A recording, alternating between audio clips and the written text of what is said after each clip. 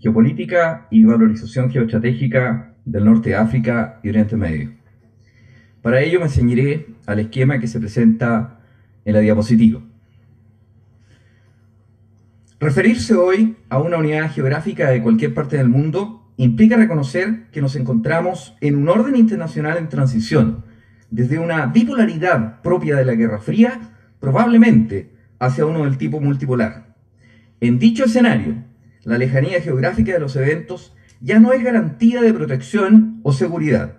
Actualmente, la vecindad virtual se ve facilitada por los avances, apertura y alcances de las tecnologías, sociedades y economías, facilitando la interconexión e interdependencia a escala global. A modo de ejemplo, Chile posee 21 acuerdos comerciales con 58 países, lo que representa un acceso con beneficios comerciales al 62.5% de la población mundial, con potenciales clientes por 4.210 millones de habitantes, de un total aproximado de 6.500, lo que equivale al 86.3% del PIB mundial. De allí que lo que ocurre en dicho escenario sí importa a la seguridad y desarrollo del país. Desde la perspectiva del nivel de conflictividad global y en coherencia a lo que plantea el académico Thomas Burnett, es posible apreciar un arco de inestabilidad que define hoy un área geográfica global en donde se concentra la mayor parte de los actuales conflictos inter e intraestatales, muy afectos al impacto de las nuevas amenazas de naturaleza transnacional. Este se extiende desde América Central, el norte de Sudamérica, el Magreb, África subsahariana, Medio y Cercano Oriente, y se extiende hasta el sudeste asiático. En consecuencia, el área geográfica hoy analizada se encuentra precisamente en el centro de este arco de inestabilidad o inseguridad global. Actualmente, el norte de África y Oriente Medio, con su proyección hacia el sur de Asia y Pakistán en particular, son las zonas geográficas que concentran la atención mundial. Los hechos que allí acontecen tienen efectos intraestatales y vecinales, pero cuya evolución aún no ha permitido concluir sobre los cambios definitivos en el orden internacional y regional, y menos para indicar los resultados que tendrán en el mundo árabe en particular.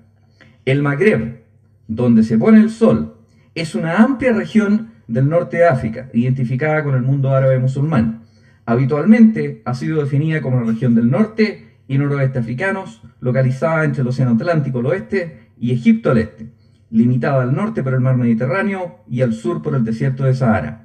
Esta extensión, los analistas internacionales la circunscriben al territorio formado por Marruecos, Argelia y Túnez, y otros también como los estados de Libia y Mauritania. Es más, algunos incluyen el norte de Mali y el Chad.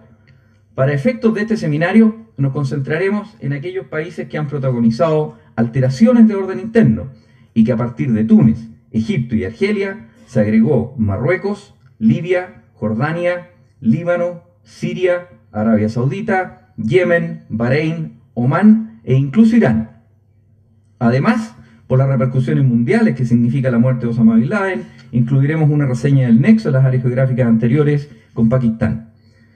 Túnez, con más de 10 millones de habitantes, se convirtió en el detonante político-social de los países norteafricanos y de Oriente Próximo, donde las protestas condujeron al derrocamiento de Ben Ali después de 24 años en el gobierno.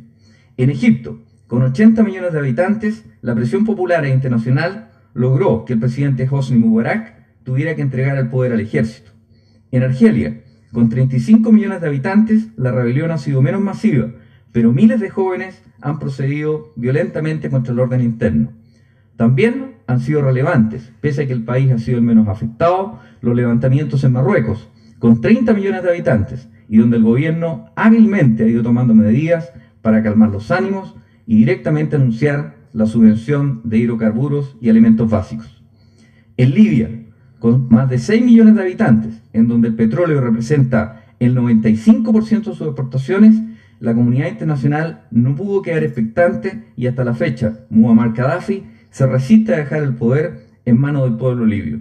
Es por ello que la oleada de violencia continúa y se vive un éxodo sin precedentes. más de 100.000 personas ya han abandonado el país. En Jordania, con más de 6 millones de habitantes, el rey Abdalá II ha nombrado a Maruf Bakit como nuevo primer ministro y, al igual que Marruecos, ha aprobado subsidios para aplacar las revueltas que han sido más minoritarias que sus países vecinos, pero poco habituales en ese estado.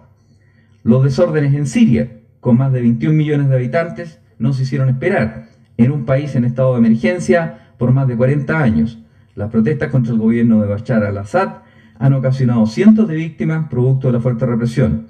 Por su parte, Arabia Saudita, con más de 25 millones de habitantes, uno de los aliados de Estados Unidos en la zona y con enormes reservas de petróleo, está gobernado por una monarquía que se resiste a cualquier cambio.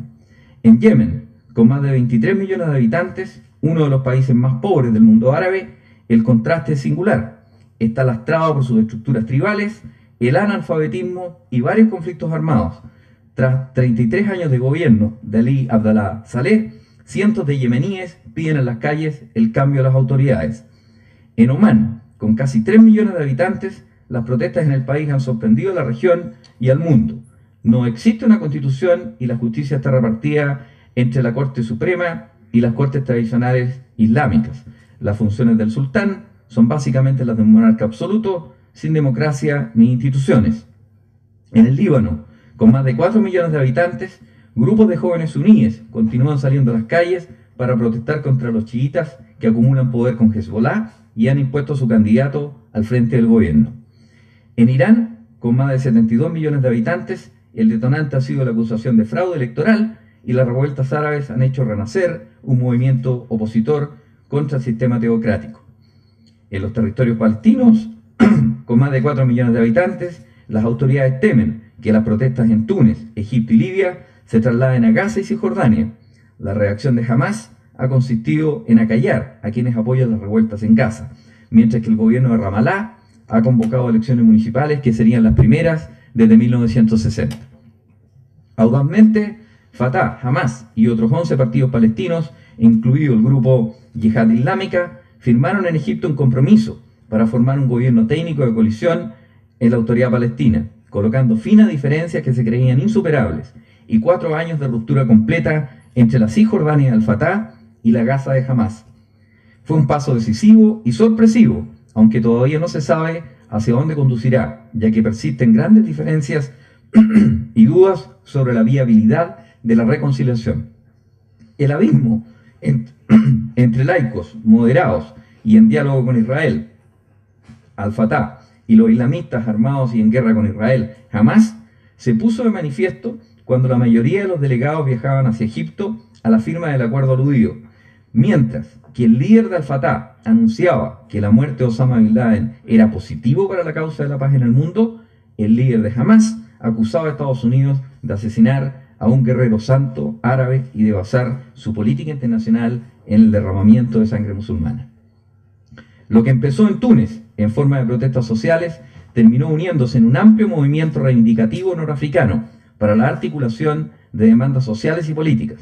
Es paradójico que lo que no pudieron conseguir los movimientos opositores o violentistas lo hayan conseguido parte de la sociedad articulada en función de las redes sociales. Nuevamente surgió un proceso de repercusiones internacionales inadvertido para muchos analistas. Ahora, la zona del Magreb, Medio Oriente y algunos países asiáticos están convulsionados, ya que directamente se ha cuestionado la gobernabilidad como una forma de rebeldía a la inequidad, corrupción, falta de democracia y precaria condición económica y social. En una palabra, en estados con incipientes y frágiles procesos de consolidación de Estado. A partir del año 2008, en Argelia, Marruecos y Túnez, era evidente la intensificación del descontento ante un aumento del costo de vida y del empobrecimiento de las clases medias, a diferencia de los beneficios que percibían los que gobernaban. En un principio, y junto con la inmolación de Mohamed Bouazizi en Túnez, se pensó que el origen de las revueltas árabes estaba relacionado con el fundamentalismo islámico, pero al poco tiempo se descartó esta posibilidad y comenzó a emerger el real motivo de ellas. El descontento al extremo de la desesperación y violencia tenía su origen en el fracaso de la economía local y la forma de ejercer gobierno. A esto se sumaron los intereses internacionales de terceros que no se hicieron esperar a partir de las probables variaciones que podrían experimentar las alianzas estratégicas y objetivos nacionales respectivos. Conforme a lo anterior y en el contexto que el presente seminario nos reúne, a continuación me circunscribiré a efectuar una reseña de la importancia geopolítica y geoestratégica del norte de África, Medio Oriente y su proyección hacia el sur de Asia. Será una valorización global que intentará dejar de manifiesto las agudas diferencias y asimetrías en los países del área. Los conjuntos geopolíticos reúnen algunos estados que se caracterizan por aspectos comunes y problemas afines, y por ende relacionados en un espacio geográfico, zonas climáticas, configuraciones étnicas o religiosas, organización política y económica, patrones comunes tanto en su densidad, idioma, demografía, sociocultura y economía. En ese contexto, en África se desarrollan 11 conjuntos geopolíticos: el Magreb, el África saheliana, el África del extremo occidental, Golfo de Guinea, África central, África del noreste, África del este, Valle del Nilo, África subtropical, África austral y Océano Índico.